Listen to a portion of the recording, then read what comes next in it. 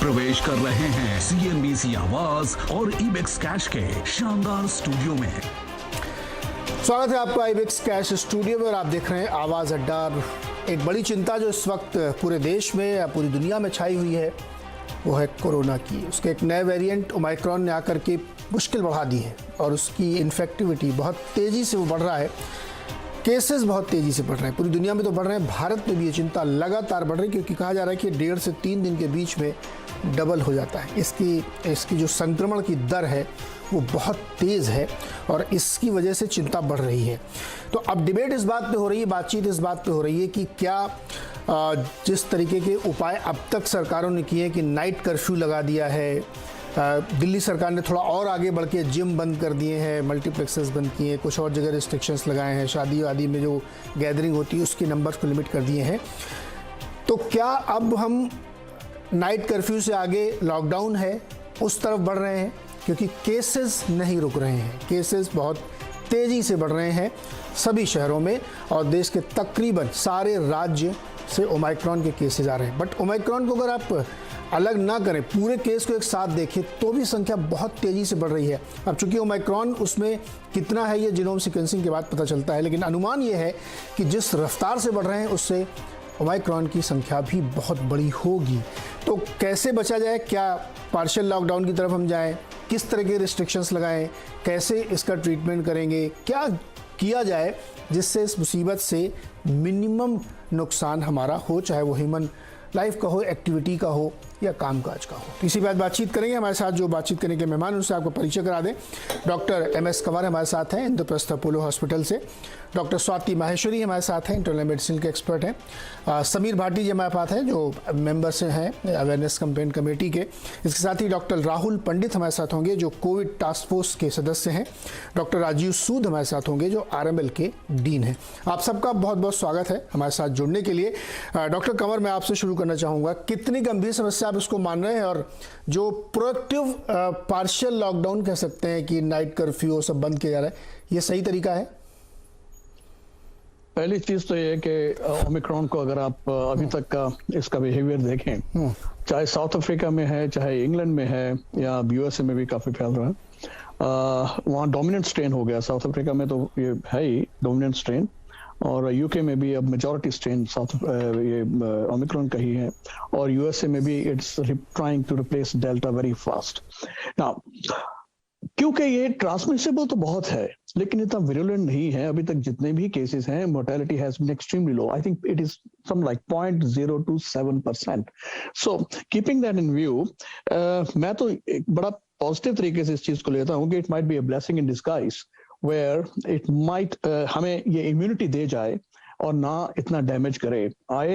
Immunity दे जाए, बुखार होगा, हेडेक्स, वीकनेस, टायर्डनेस, फटीग, हल्की फुल्की खांसी, लेकिन ऑक्सीजन ड्रॉप नहीं होती ज्यादातर। इन वेरी ओकेजनल केस अगर ऑक्सीजन ड्रॉप नहीं होती, मेजर निमोनियाज नहीं होते, then you don't need hospitalization. आपको ICU में नहीं जाना पड़ता, आप वो खतरे में की घंटियां नहीं बजती। सो दैट वे प्रोबेबली इस तरीके से सोचा जाए तो ये it is like a vaccination.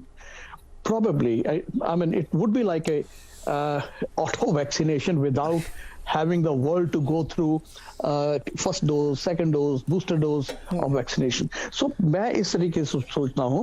और दूसरा सवाल आपका था about the partial lockdown.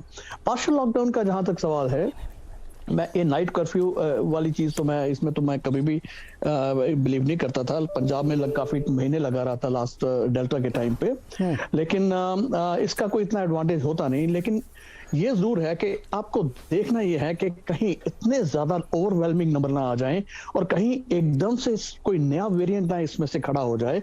हम ये सोच के चल रहे हैं कि ओमिक्रॉन ज्यादा डैमेज नहीं करेगा, लेकिन अगर इसका आगे कोई नई वेरिएशन निकल आती है जो ज्यादा डैमेजिंग होगी तो आउट ऑफ कंट्रोल ना हो जाए।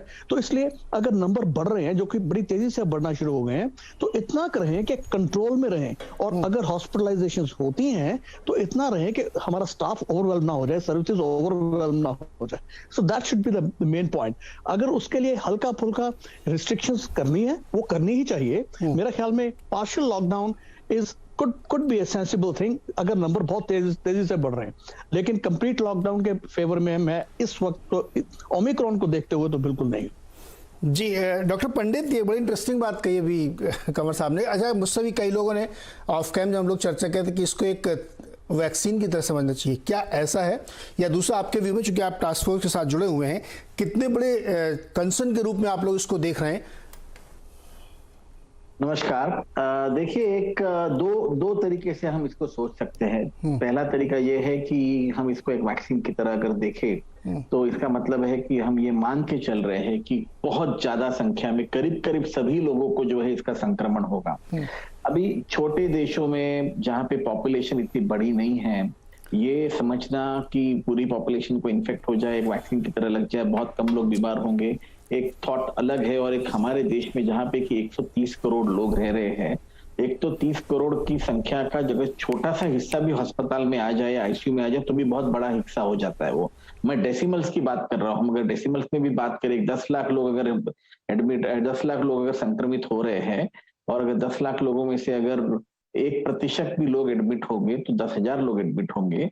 और अगर हम 0.1, 0.2% भी अगर मोर्टेलिटी देखे या 0.05% भी देखे तो भी हम 400-500 लोगों की मोर्टेलिटी की बात चल रही है। तो इसीलिए हमें जो है थोड़ा बहुत इसको समझना पड़ेगा कि एक तो हमारे पास ऑलरेडी सीरो पॉजिटिविटी हमारे देश में बहुत अच्छी है। करीब करीब 60% लोगों को जो एडल्ट है उनको दोनों डोज लग चुकी है। 80% लोगों को दोनों डोज लग चुकी है, 60% लोगों को कम से कम एक डोज लग चुकी है। तो मेरे ख्याल से वैक्सीनेशन की जैसा सोचने की हमें जरूरत नहीं है।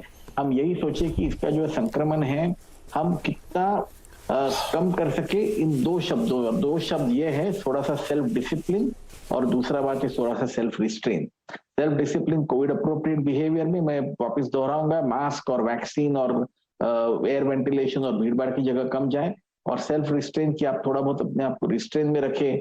अगर घर के बाहर निकलना हो तो ही निकलिए, आप अगर भीड़ भाड़ की जगह को अवॉइड कर सके तो रखिए, तो करिए। पर इसका मतलब ये नहीं कि आपकी जिंदगी, आपका नॉर्मल लाइफ डिस्टर्ब हो जाए। काम पे जरूर जाइए, आपका जो normal day to day routine है वो जरूर कीजिए, पर पूरी प्रिकॉशन के साथ कीजिए। आई थिंक ये जरूरी है समझना। सबको अगर संक्रमित होने के लिए अगर हम लोग की पॉपुलेशन में पूरी तरह से फैल जाए, शायद ऐसा हो भी सकता है, तो हमें जो है उसके लिए